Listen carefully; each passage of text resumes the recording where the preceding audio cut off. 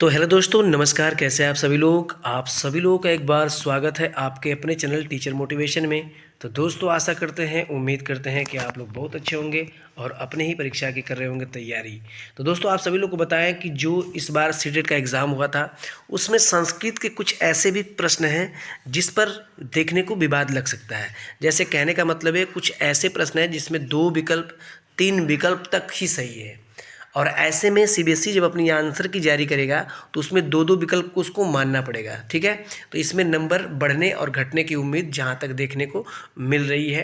ठीक है, देखो, ये मैं जूनियर लेवल का 14 तारीख को जो परीक्षा हुई थी, इसमें जूनियर लेवल का जो क्वेश्चन है, इसमें जूनियर और प्राइमरी के दोनों क्वेश्चन है, 2-2 3-3 क्वेश्चन है, जिसमें संस्कृत में वैसे ज़्यादा तो नहीं है, लेकिन 2-3 क्वेश्चन मान के चलिए कि 2-2 क्वेश्चन में जहाँ तक विवाद देखने को मिल सकता है। ठीक है, देखिए, 140 क्वेश्चन है, अगर किसी के पास सेट होगा तो आप लोग मिला सकते हो। ठीक है, सप्तम कक्षाएं एक अध्यापक स्वछात्रान पाठ्य चित्रित जन समुदायान सत्ता आत्मनिश्चित अवबोधपूर्वक निर्दिष्टिति इदत द्वारा अध्यापक छात्रान मध्य की श्रुति।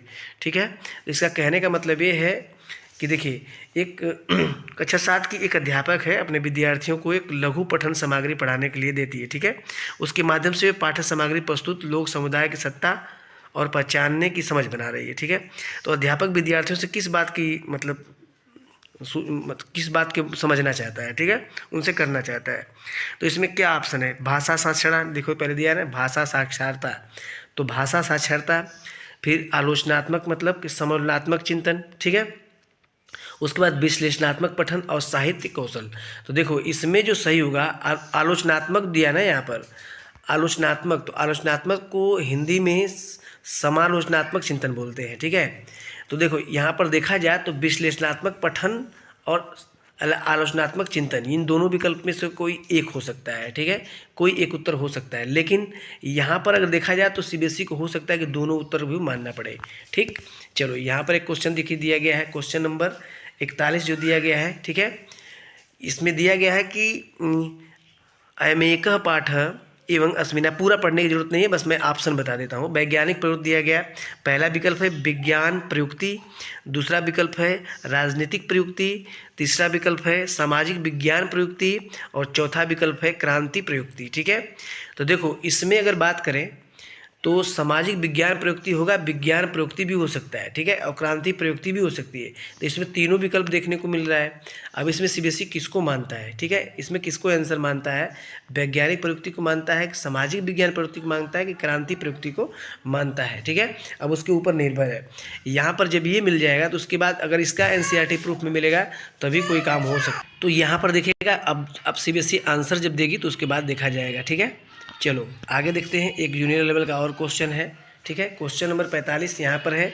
बाकी आप लोग के बीच में कौन सा क्वेश्चन होगा आप लोग देख लीजिएगा। ठीक है, यहाँ पर जो दिया गया है इसमें छात्रेण एदत् यौ बुध्यते प्रयुज्यते च यत भाषा तंत्र रूपेण प्रवर्ते। ठीक है, यानी इसके कहने का मतलब है कि शिक्षार्थी उस भाषा को समझते और व्यवहार में लाते हैं जो एक व्यवस्था पर कार्य करती है, तो ये क्या कहलाता है? ठीक है, तो संप्रेषणात्मक सामर्थ्य मतलब कि संप्रेषणात्मक दक्षता, और उसके बाद दिया गया तंत्रपरक सामर्थ्य मतलब कि सर्वांगी सिस्टम दक्षता, उसके बाद सामाजिक भाषा वैज्ञानिक सामर्थ्य अर्थात सामाजिक भाषिक दक्षता, और प्रविधि मूलक प्रवृत्ता मतलब कि व्यक्तिपरक दक्षता। देखो, इसमें तो कन्फर्म है कि इसमें जो विकल्प है आपके, अगर इसमें देखा जाए तो पहला और दूसरा विकल्प और साथ में आपकी तीसरा विकल्प, तो तीसरा विकल्प का कुछ आशा कम है, लेकिन पहला और दूसरा विकल्प आपके लिए परफेक्ट, तो ये विकल्प आपके लिए बैठ सकते हैं। ठीक है, अब इसमें देखना है कि आंसर क्या देते हैं, उसके बाद कोई इस पर प्रतिक्रिया होगी। ठीक है, आइए कुछ ऐसे भी क्वेश्चन है जो कि यहाँ पर बात करें, इसमें अदिति लिट लाकारस्य। ठीक है, जो लिट लकार है, ठीक है, नियम मतलब उसके बारे में क्या करें, नियम जाने। अदिति भूतकाल का नियम जानती है परंतु उसके अनुसार प्रयोग नहीं कर पाती, मतलब भूतकाल का नियम जानती है लेकिन प्रयोग नहीं कर पाती है ना, नहीं जानती। तो इसमें क्या सही हो सकता है? पहला दिया भाषा अर्जन उपकरण, भाषा अधिकरण प्रयुक्ति, इसी को बोलते हैं भाषा अधिगम ग्रहण। उसके बाद प्रक्रियात्मक ज्ञान मतलब पूछा गया है, तो ये होगा प्रक्रियात्मक ज्ञान। उसके बाद तीसरा जो पूछा गया है निर्णयात्मक ज्ञान मतलब कि घोषणात्मक ज्ञान, इसको बोलते हैं घोषणात्मक ज्ञान। ज्ञानात्मक प्रयोग मतलब ज्ञान का प्रयोग। इसमें क्या सही हो सकता है? ठीक है, तो देखो इसमें विकल्प दो ही बैठ रहे हैं, एक भाषा अर्जन उपकरण पहला वाला और एक ज्ञान प्रयोग वाला। ये पहले और चौथे विकल्प में सीबीएसई को आंसर देना पड़ेगा। वैसे हमारे हिसाब से A+B मतलब कि A और D, A+D, A और D को मानना पड़ेगा। इसका पहला सही भी है, D भी सही है, और कभी कभी तो जिसको आप मानते हो तो कभी कभी आप मान के चलिए कि प्रकृत्यात्मक ज्ञान भी हो जाता है। ठीक है, ये वाला भी ऑप्शन आपका सही हो जाएगा। निर्णयात्मक जो है यही गलत है, बाकी तीनों विकल्प यहाँ पर सही है। अब तीनों विकल्प में सीबीएसई किसको लेता है, उसके बाद इस पर ऑब्जेक्शन की प्रक्रिया लगाया जाएगा। अब देखिएगा यहाँ पर एक क्वेश्चन दिया गया है, ये प्राइमरी लेवल का क्वेश्चन है। ठीक है, प्राइमरी लेवल का क्वेश्चन कौन सा है, ये है 139 क्वेश्चन। ठीक है, 139 क्वेश्चन नहीं है, इसको थोड़ा सा देखना पड़ेगा हमको, नहीं ये प्राइमरी, ठीक है। तो ये प्राइमरी लेवल का क्वेश्चन है, और इस क्वेश्चन में देखिए लिखा है अधोलिखित से की मूल पाठा अवबोधनाय शब्दावलिक्ष्याय च सहायकम न भवति। न भवति का मतलब नहीं के लिए माना गया है। ठीक है, इसका अर्थ जो होगा वो सीधा सीधा निम्नलिखित में से कौन सा पाठ्य सामग्री को बोधगम्यता और शब्दावली के विकास में मदद नहीं करेगा।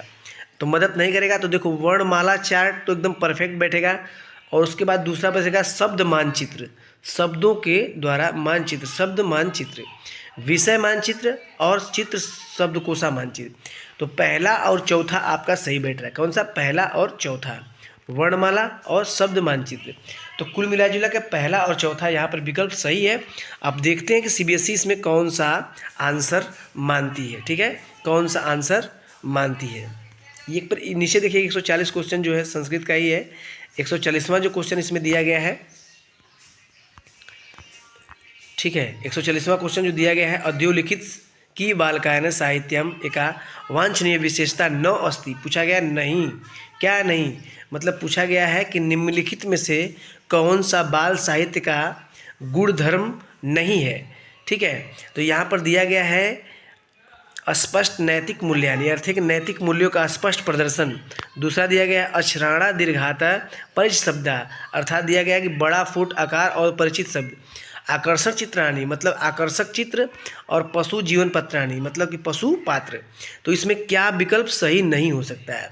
ठीक है, तो यहाँ पर कुल मिला के अगर देखा जाए तो यहाँ पर जो दूसरा वाला विकल्प है और जो चौथा वाला विकल्प है, ठीक है, दूसरा और चौथा विकल्प, जहाँ तक दूसरे वाले की ज़्यादा संभावना है, चौथे वाले की थोड़ा कम संभावना है। तो दूसरा और चौथा विकल्प में कोई आपका सही हो सकता है। ठीक है, कोई आपका क्या हो सकता है, सही हो सकता है। यही वाला जो मैं बता रहा हूँ कोई सही हो सकता है। एक भी क्वेश्चन देखिएगा, इसमें 141 जो क्वेश्चन है ये थोड़ा विवाद बन सकता है। क्या, अधोलिखित कथनेषु मतलब इसमें पूछा गया है कि निम्नलिखित कौन सा कथन आकलन के दो मुख्य कारकों के संदर्भ में सही है। ठीक है, सही पूछा गया है।